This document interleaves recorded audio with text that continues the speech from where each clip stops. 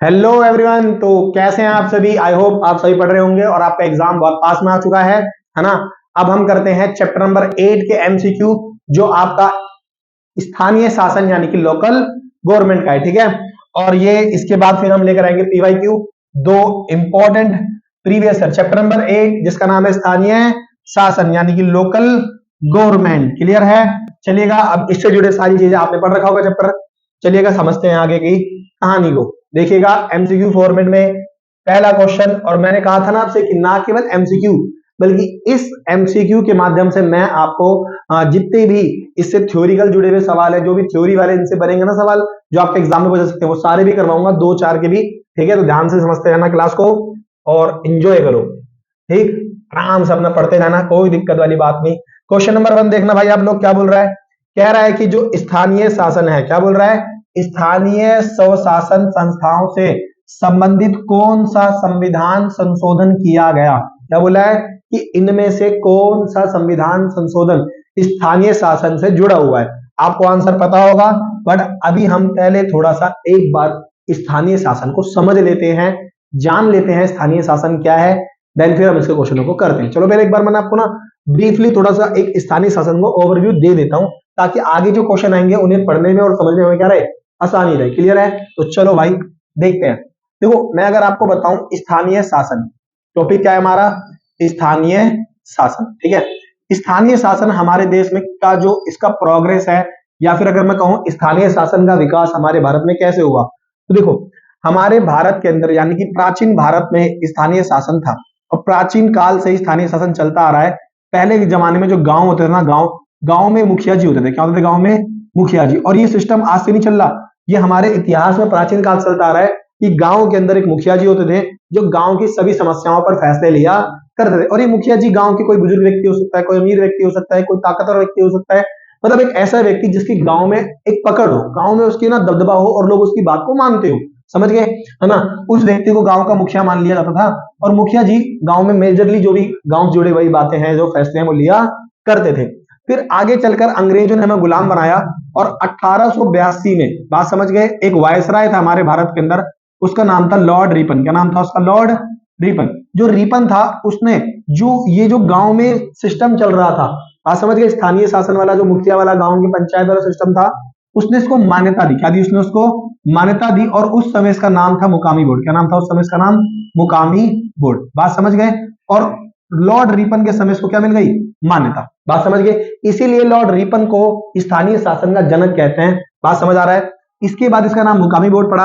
अंग्रेजों ने इसको मान्यता दी, लागू कर दिया, और 1919 में जो पहला, मतलब 1919 में जो अंग्रेजों का एक्ट आया, क्या आया एक्ट, उसमें भी इसको क्या मिली? मान्यता मिली। क्या मिली? इसकी मान्यता। और इसके ना भारत के अंदर जो अंग्रेज थे स्थापना करे, क्या करे? इसकी स्थापना। फिर 1935 में भी जब अंग्रेजों का अधिनियम आया, और अंग्रेजों का लास्ट भारत शासन अधिनियम था, उस एक्ट के अंदर भी इसको मान्यता मिली, और इनके चुनाव करवाए जा रहे थे। क्या करवाए जा रहे थे? इनके चुनाव।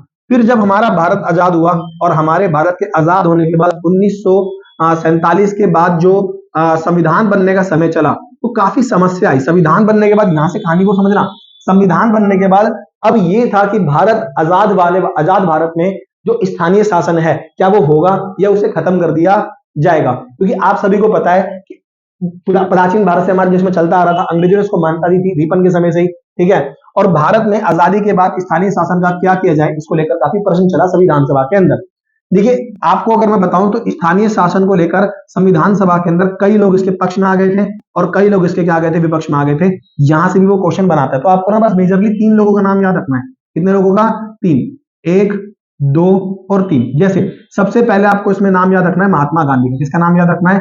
महात्मा गांधी का। महात्मा गांधी जो थे वो स्थानीय शासन के पक्ष में थे। क्वेश्चन पूछेगा कि निम्नलिखित में से कौन स्थानीय शासन के पक्ष में था, तो उसमें देखना ऑप्शन महात्मा गांधी होगा। ठीक है ना? तो महात्मा गांधी स्थानीय शासन के पक्ष में थे।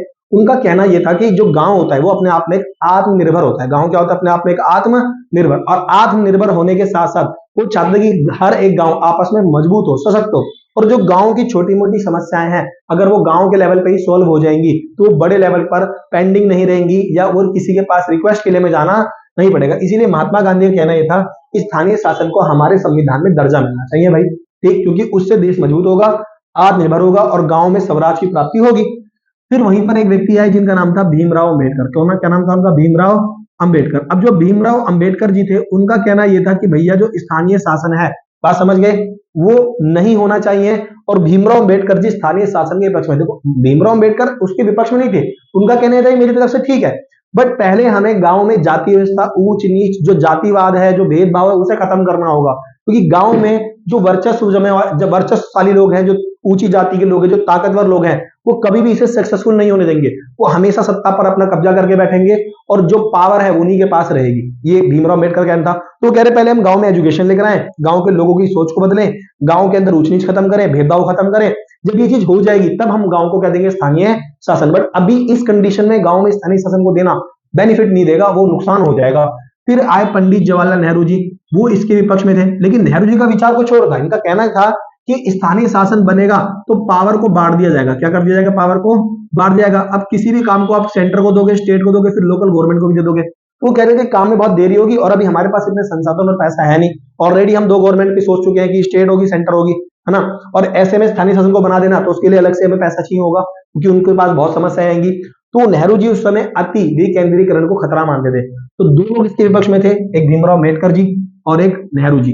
दोनों की सोच में फर्क था। वो भेदभाव, ऊंच नीच, जाति प्रथा, सामाजिक दबदबे को लेकर विपक्ष में थे और ये पावर के बढ़ जाने के लेकर विपक्ष में थे। महात्मा गांधी इसके पक्ष में थे। फाइनली इसका सोल्यूशन ये निकाला गया और कहा गया कि जो स्थानीय शासन है, क्या है? जो स्थानीय शासन, इसको डाल दो आप, एक काम करो वी से, इसको डाल दो संविधान के भाग 4 में। तो बेसिकली स्थानीय शासन को संविधान के भाग 4 में और आर्टिकल इसमें भाग 4 जो डीपीएसपी है, क्या जो भाग 4 डीपीएसपी राज्य के नीति निर्देशक तत्व, उसमें आर्टिकल 40 में इसको जगह दे दी गई। इसमें दे दी गई आर्टिकल 40 में कि प्रत्येक राज्य पंचायत का गठन करेगा, बट ये उसकी मर्जी है, वो चाहेगा तो करेगा, नहीं तो नहीं करेगा। मतलब दर्जा मिला संविधान में, बट कंफर्म नहीं मिला। क्योंकि डीपीएससी में आप सभी जानते हो कि सरकार उसे देगी तो ठीक है, नहीं देगी तो आप उसको लेकर आर्गू नहीं कर सकते सरकार से। अब बाद योग्य नहीं है वो, बात समझ के, मतलब रिक्वेस्ट कर सकते हो बट कंपलसरी नहीं था।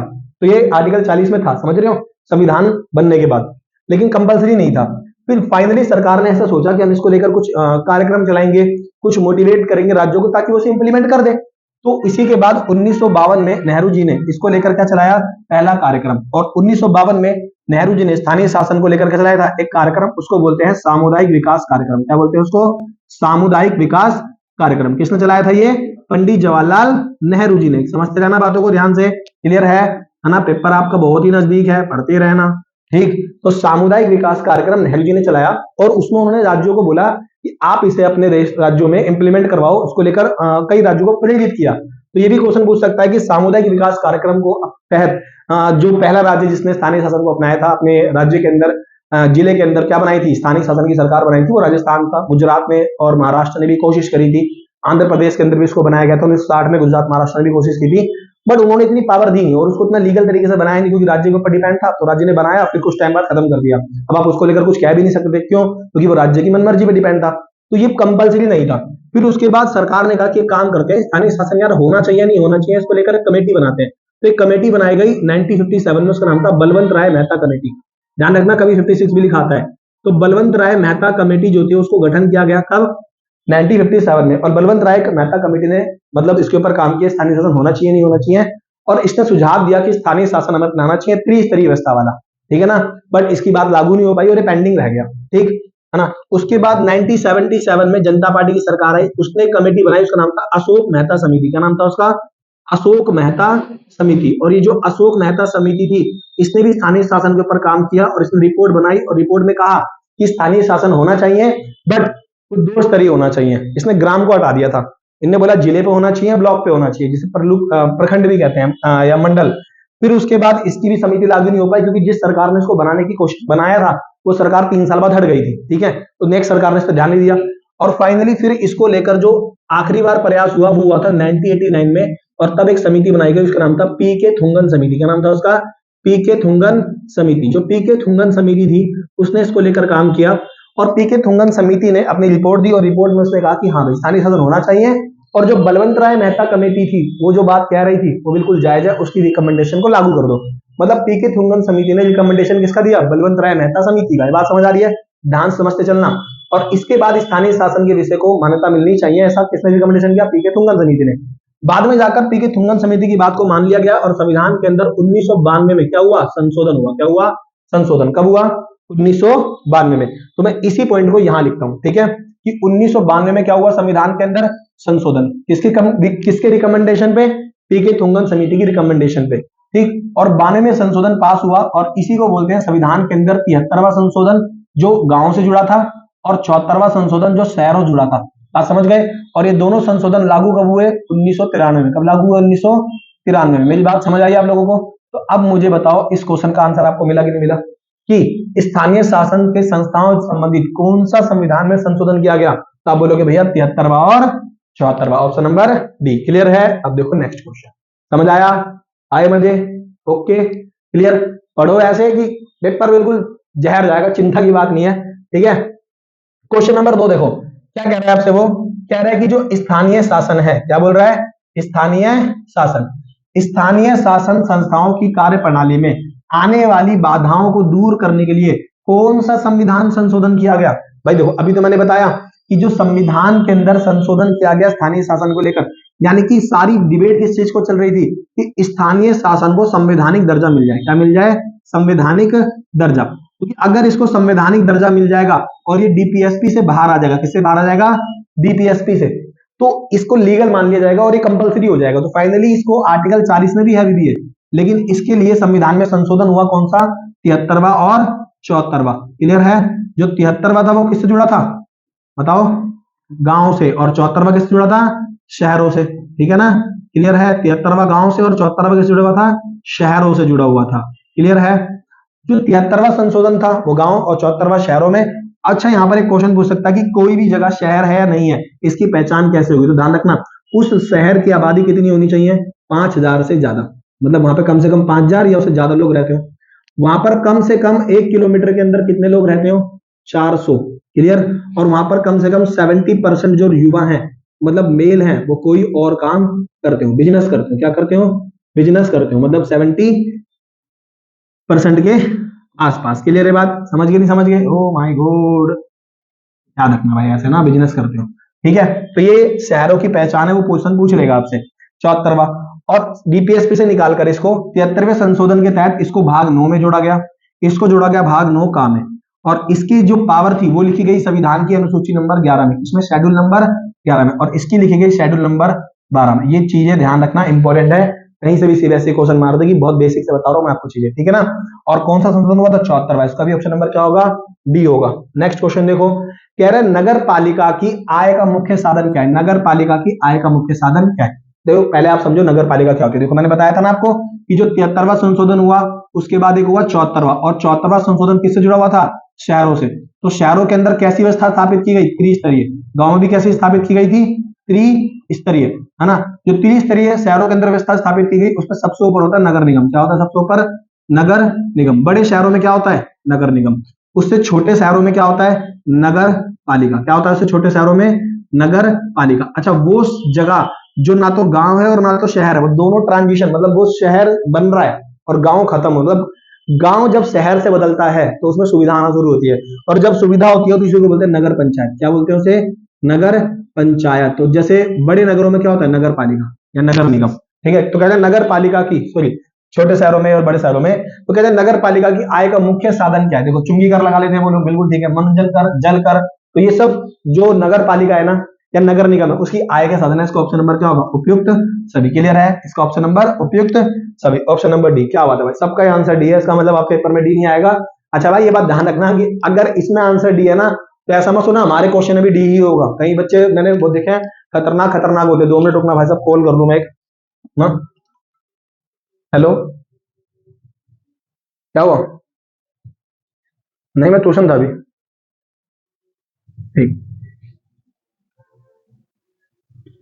कोई बात नहीं भाई, क्या करें, घर से कौन आ गया था, ठीक है। तो नगर पालिका का कार्य नहीं है, मतलब यहाँ पर वो क्वेश्चन में क्या पूछ रहा है कि इनमें से कौन सा नगर पालिका का कार्य नहीं है। देखो नालियों का निर्माण करना नगर पालिका कार्य है, बिल्कुल है भाई, नालियां निर्माण करती है एमसीडी, आपको पता है, ठीक। नगर में शांति व्यवस्था कायम करना, भैया शांति व्यवस्था काम करना राज्य का काम है। किसका काम है, राज्य। किसी राज्य में शांति की स्थापना करना किसका काम होता है, राज्य का। और देश में स्थापना करना किसका काम होता है, केंद्र का। देश में किसका होता है बताओ, केंद्र का। क्लियर है। और नगर निगम के पास शांति व्यवस्था का काम नहीं होता, सफाई करने का काम होता है, नालियों का निर्माण करने का काम होता है, पीने के पानी का प्रबंध करने का काम होता है, तो इसका ऑप्शन नंबर क्या होगा? बी। क्लियर है? ये नगर पालिका का कार्य नहीं है। क्वेश्चन नंबर 5 देखो, कहते नगर पालिका का कार्य है, बात समझ गए? देखो मैं आपको बता दूं पहले तो एक बात, संविधान के अंदर जो हमारी अनुसूची है, क्या है जो अनुसूची, उसमें 9वीं अनुसूची, सॉरी जो हमारे संविधान, पता है आपको, हमारे संविधान के अंदर 12 अनुसूचियां, कितनी अनुसूचियां हैं? 12। तो जो 12 अनुसूचियां हैं उसमें से अनुसूची नंबर 11 में और अनुसूची नंबर 12 में, तो 11 में किसका जिक्र है? 11 में जिक्र है पंचायत का। किसका जिक्र है? पंचायत का। और इसमें किसका जिक्र है? नगर पालिका का या नगर निगम का। बात समझ गए? इसका नगर निगम शहर वाला का जिक्र है। इसमें कितने विषय दिए गए हैं? 29। इसको कितने विषय दिए गए हैं? 18। उन्हीं में से क्वेश्चन पूछ रहा है, समझ गए?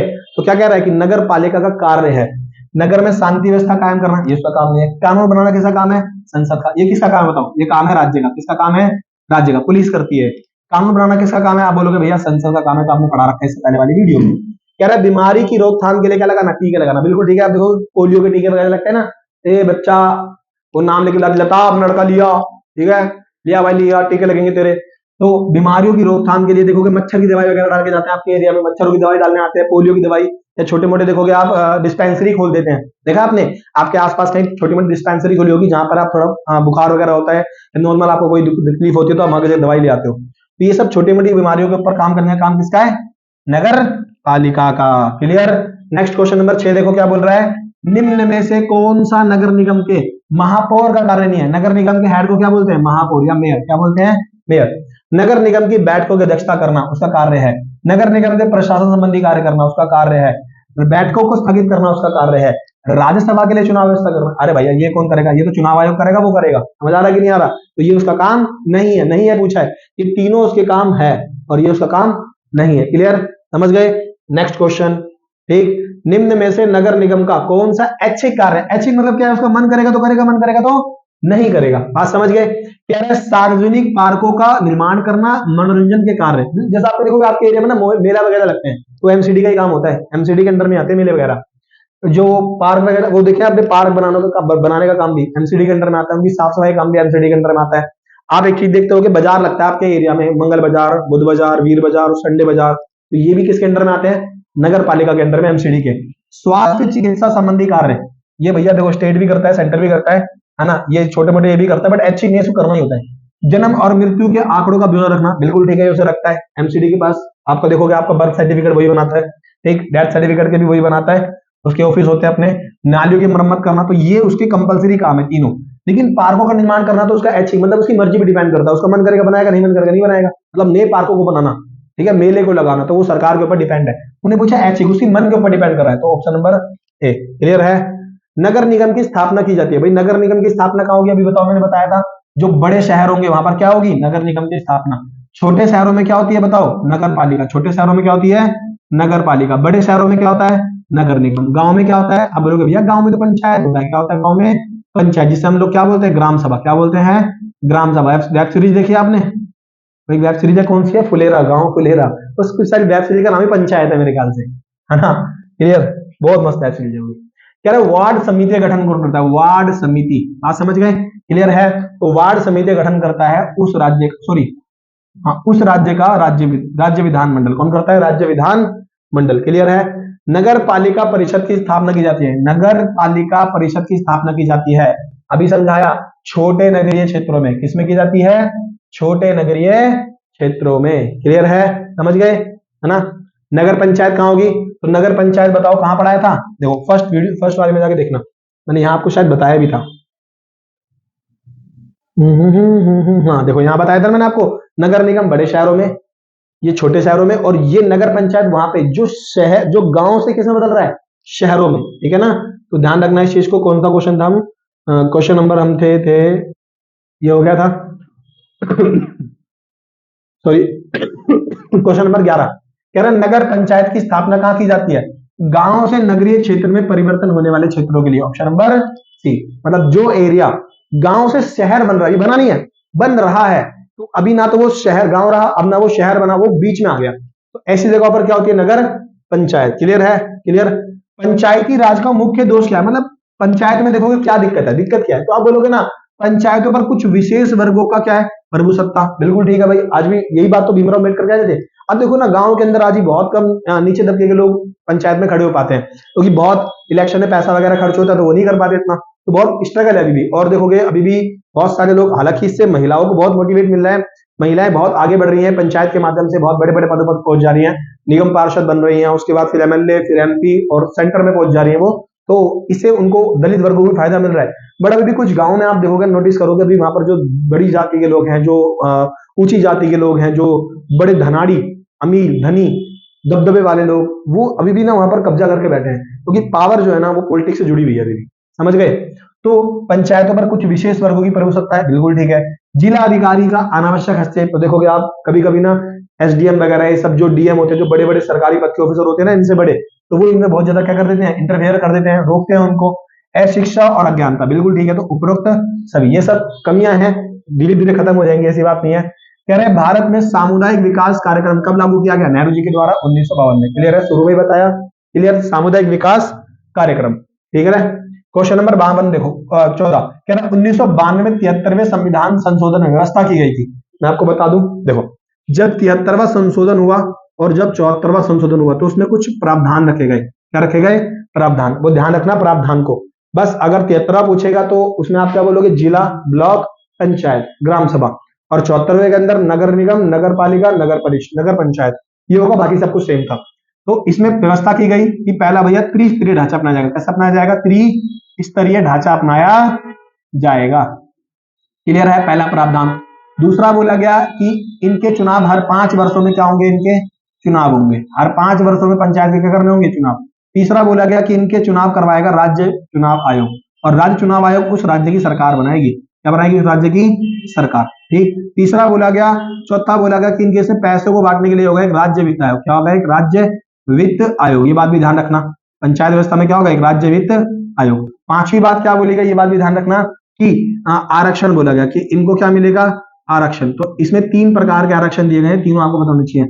महिलाओं को कितना आरक्षण दिया गया है स्थानीय शासन में? क्या बोलना भैया? महिलाओं को आरक्षण दिया गया है हर जगह पर 1/3, यानी कि 33% क्या दिया गया है? आरक्षण। फिर उसके बाद अगर आपसे क्वेश्चन पूछे कि स्थानीय शासन के अंदर एससी और एसटी के लिए आरक्षण है, तो बोलोगे हाँ है।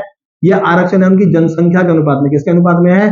जनसंख्या के अनुपात में। क्लियर है ना? उनकी जनसंख्या का जो अनुपात होगा, जैसे मान लीजिए किसी गांव के अंदर 100 पर 100 लोग हैं, उसमें से 20 एससी हैं, समझ गए? तो 20% सीटें किसके लिए आरक्षित हो जाएंगी? उस गांव की नगर पंचायत की, सॉरी ग्राम सभा की, एससी के लिए। और ओबीसी को भी इसमें आरक्षण मिला, बट वो स्टेट की मर्जी पे छोड़ा जाती है, उसके उस राज्य की मर्जी है तो वो देगा, और नहीं है तो वो नहीं देगा। क्लियर है? तो ये ध्यान रखना। और विषय मैंने बताए थे कि इनको विषय कितने मिले, तो मैंने कहा था ना, जो गांव है यानी कि जो पंचायत है उस वाले उनको विषय मिले 29, और जो शहरों वाले विषय थे, शहरों में उनको विषय मिले 18, मतलब नगर पालिका को और इधर किसको? ध्यान रखना, ग्राम सभा को, उसको मिले 29 विषय। क्लियर है? समझ आ रहा है? तो पंचायती राज का कार्यकाल कितना वर्ष होगा? 5 वर्ष, बिल्कुल ठीक है, प्रावधान था। महिलाओं के लिए क्या सीटें आरक्षित होंगी? बिल्कुल ठीक है। पंचायत के सदस्यों का चुनाव प्रत्यक्ष होगा, जनता करेगी, बिल्कुल ठीक है भाई, है ना, डायरेक्ट इलेक्शन होता है इनका, तो उसका आंसर होगा उपरोक्त सभी। क्लियर है? और ध्यान रखना, ग्राम सभा का जो सदस्य होता है वो प्रत्येक व्यक्ति उस गांव का जो 18 साल का उसका मेंबर माना जाता है। क्वेश्चन नंबर 15 देखते हैं हम लोग। पंचायती राज व्यवस्था का प्रारंभ कहां से हुआ? तो आप बोलोगे राजस्थान से। कहां से हुआ भैया? राजस्थान। मतलब सबसे पहला राज्य जिसने इसको अपनाया था राजस्थान। किस जिले में अपनाया था इसको? नागौर जिले में। किस जिले के अंदर अपनाया गया था सबसे पहले? नागौर जिले के अंदर अपनाया गया था। क्लियर है ये बात? Option number C. Next 16 question देखते हैं हम लोग, क्या बोल रहे हैं कि किस संविधान संशोधन द्वारा पंचायती संस्थाओं के लिए कुछ व्यवस्थाएं की गई? बात समझ गए? देखो मैं बोल रहा हूं, ये क्वेश्चन देखो तीसरी बार आ रहा है, कितना घुमाकर पूछा है। एक बार ढंग से अगर आप पढ़ लोगे ना तो उसके बाद कैसे भी पूछ ले, कोई भी क्वेश्चन कैसे भी घुमा ले, आप बहुत इजीली कर जाओगे। तो ऑप्शन नंबर कौन सा होगा? 73वां, बी, 73वां संशोधन था, ठीक है ना। तीसरी बार आया क्वेश्चन घुमा के। कह रहा है पंचायती राज व्यवस्था का उल्लेख किया गया है भाग 3 में, तो बोलोगे भैया भाग 3 में तो मौलिक अधिकार है। क्लियर है?